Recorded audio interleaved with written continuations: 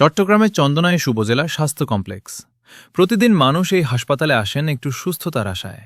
দক্ষিণ চট্টগ্রামের একটি বড় জনগোষ্ঠীর চিকিৎসার প্রধান ভরসাস্থল এটি। কিন্তু বর্তমানে এই চিকিৎসা সেবা এক চরম সংকটের মুখে। এটি হাসপাতালের জরুরি বিভাগ, যেখানে জীবন মৃত্যুর সন্ধিক্ষণে থাকা মুমূর্ষু রোগীরা প্রতিনিয়ত ছুটে আসেন।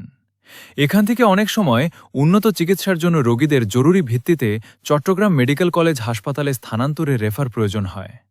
কিন্তু ঠিক সেই মুহূর্তেই শুরু হয় এক অমানবিক ভোগান্তি। কেন এই ভোগান্তি? তার উত্তর লুকিয়ে আছে হাসপাতালের এই গ্যারেজে। দেখুন, লতাপাতায় ঢেকে আছে একটি সরকারি অ্যাম্বুলেন্স। এটি কোনো পরিত্যক্ত ভাগাড় নয়, বরং সরকারি স্বাস্থ্যসেবার এক করুণ প্রতিচ্ছবি। জানা গেছে চন্দনাইশ স্বাস্থ্য কমপ্লেক্সের থাকা দুইটি অ্যাম্বুলেন্সের দুইটিই এখন পুরোপুরি অচল।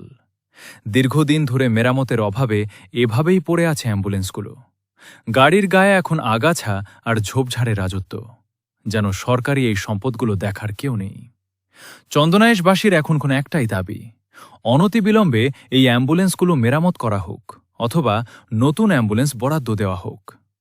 সংশ্লিষ্ট কর্তৃপক্ষ কি দ্রুত এই ভোগান্তি নিরসনে এগিয়ে আসবে? হাজারো মানুষের চোখ এখন সেই উত্তরের অপেক্ষায়। তথ্য, ছবি ও ভিডিও ইকবাল হাসান, চট্টগ্রাম প্রতিনিধি।